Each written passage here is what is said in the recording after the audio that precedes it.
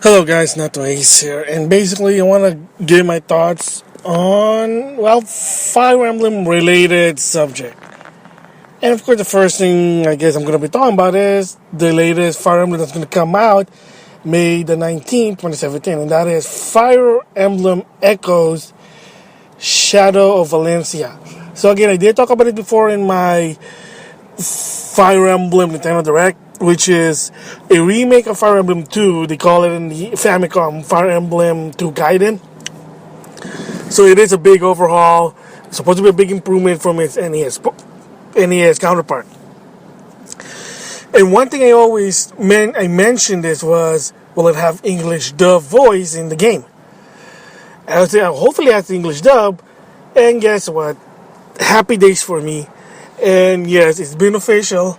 According to Nintendo, Fire Emblem Echoes is going to have English dub. So if you're a dub lover, if you're a dub supporter like I do, like I said, I talked about to Kingdom Come about English dub in Japanese video game, well, then it's not a problem to me. If it was Japanese sub, then I'll probably be in a different mood, let's just say, and that's gonna come in later, and I'll tell you why later. So, yeah, but of course, some of the people are not happy. They're saying, well, it's impossible dual language, and Nintendo did confirm that it's only English dub. Again, you might wonder, why is it that they can't do dual language? Does it cost much or not?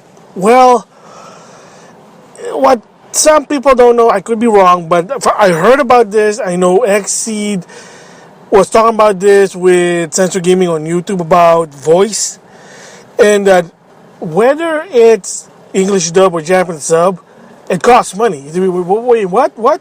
Really? Japanese sub also costs money?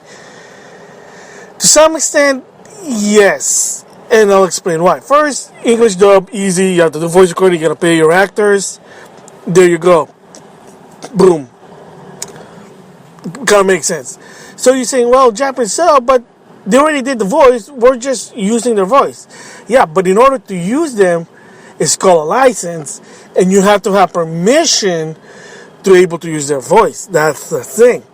For every time you use it, you gotta pay them something, and that's the thing. So, I mean, are there advantage and disadvantage for dub and sub? Well, dub, you have more control because you're doing it on your territory. And again, but it's the con, it's expensive. Vice versa is what's the advantage of sub? That's what I'm trying to say. Do apologize. Is it costs less. You still have to pay them, but it's less than doing an English recording from the ground up because you already have it.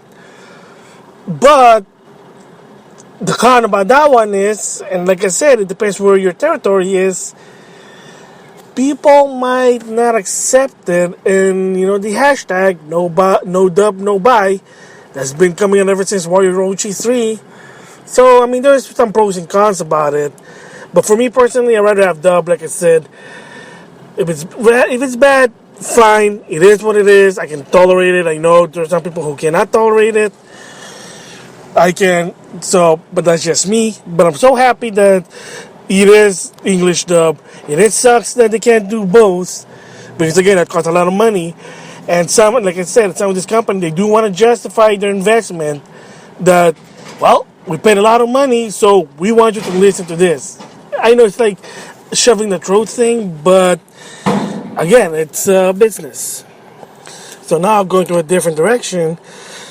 It's a game that I decided to get, and I finally played it. I have to admit, it is a fun game, but there was some minor problem that I'm gonna complain about, and that is Tokyo Mirage Sharp FE. Yes, I finally bought the game. I did give my thoughts about how they censored the game. They basically just stuck with English sub, and I kind of did explain that why they went to that approach.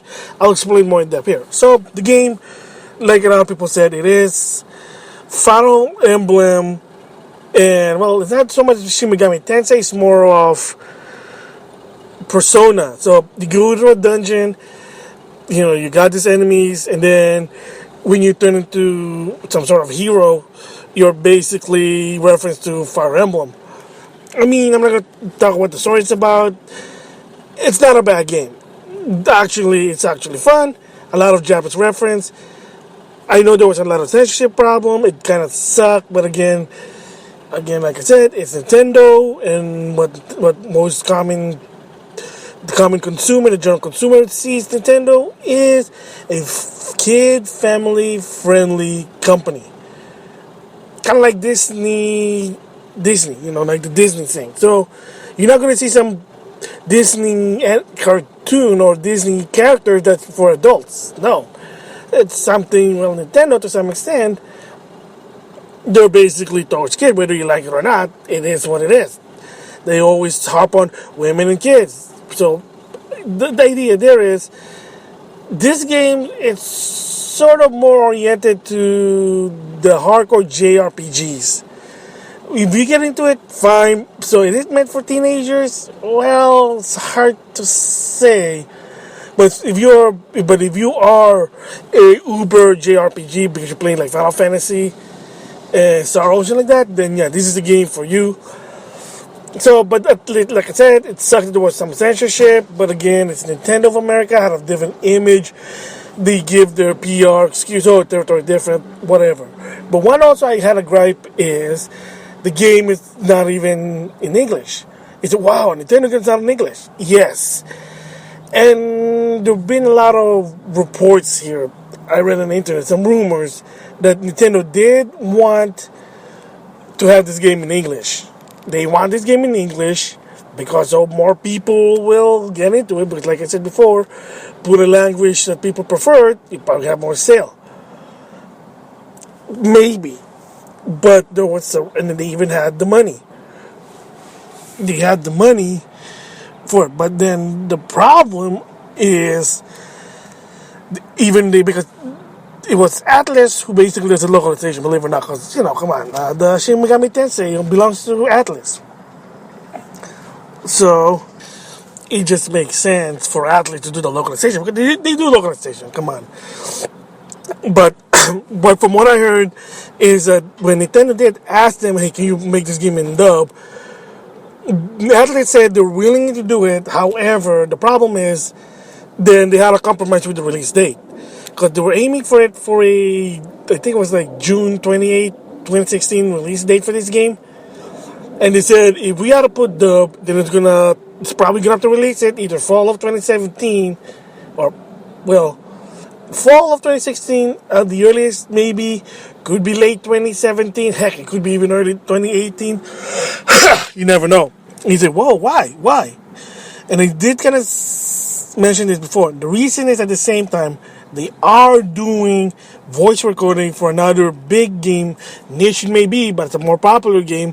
It's already been a well-established game, and that is Persona 5. And if you follow Atlas USA on Twitter, guess what? They've been introducing the voice actor for the dubs. Again, dub. Hoorah. Good. Persona 5 with dub. Awesome. I support that. So there was some rumor they're saying, well, we can do this, but we can't prioritize the dub for Tokyo Mirage because we're focusing on Persona 5, excuse me, not Fire Emblem. No. Fire Emblem Echoes, yes, dub. That's done. Persona 5. So there you go. So, but Nintendo wanted to release before the summer 2016. So Nintendo just had cut their losses and said, fine, we'll do it sub. And that's what a report I heard, and that's the reason why Tokyo Mirage Sharp FE didn't really have a dub. It's not like Nintendo's too lazy, they can't afford it, no. But they can't do their own voice because, again, Treehouse does voice, thanks to Chris Spranger's unintentionally scoop, but not like big games like JRPG. So you're gonna need like an actual expert or somebody who's been the voice acting. So again, it's unfortunate. Again, it's basically you put dub. Probably the game's gonna release very late, and I don't think releasing this game in 2018 is probably, well, maybe it's possible if it's before March 3rd, because if you know the rule or you know what happened, it's officially they're done with the Wii U. They're not supporting it anymore. Shame, but it is what it is. So again, back to my story. That's one of the biggest problem why the game Tokyo Mirage didn't really have a dub. Kind of unfortunate, but I can understand a bit because if they have to focus on a game that's really worth dubbing, so people will buy it. Is Atlas is I mean Persona 5 guaranteed. I mean, it's going to be the first Persona game that will have dual language. Yes, Atlas was also known for not doing dual language. And again, I did say this before with the Fire Emblem Echoes, is justification. You're basically investing a lot of money, so why not justify it? Granted, I also believe they should be dual language because I believe in option, but in perspective of business, that's like hard to basically follow. So they really want to justify their investment because again, even if you use a Japanese sub, there is still cost. You have to use the license. And a very good example that's popped in my head is Mighty Number 9. I know the Mega Man wannabe game. Unfortunately, you know the story. I did talk about it before. Keiji Inafune basically had to do another Kickstarter just for the voice itself. That's how bad it is. It doesn't matter which is Japanese or English. Well, granted, it is like a new game. Okay, fine, but you still get the idea. It costs a lot of money. So the same deal with with Tokyo Mirage, or with not Tokyo Mirage, but dual language. That's what I'm trying to say. Apologize for that. So yeah, that's one of my major disappointments that the game doesn't have dub, and there was some BS BR. Oh, we want to make it Japanese authentic since they're in Japan, so we leave the language. Yeah, whatever. Even the guy said, "Oh, the song is Japanese, it just makes sense with the Japanese voice." No, I mean again, that's horse poppy crap, dude. I mean, the best solution is to please everyone is dual language. People want to hear people talking English. I mean, the song even in Japanese, but again, it's a PR crap because they probably had a problem with Atlas, and again, because Atlas basically said, "Hey, look, we're doing dub for Persona 5. We can't do if you want to dub this game, it'll be a while." You know, that's really it. I mean, there's also a reason why King of Fighter 14 didn't have a dub, and people say, "Well, you should." Again, Atlas was the one that's publishing the game, especially in the US. And again, they're not really that big of a company. If they are going to focus on the dub, Persona 5 does make sense. Yeah. So that's my thoughts on Fire Emblem Echoes having a dub. I'm happy. Tokyo Mirage FE, fun game, interesting storyline about pop idols. It is just disappointing that this game should have an English dub.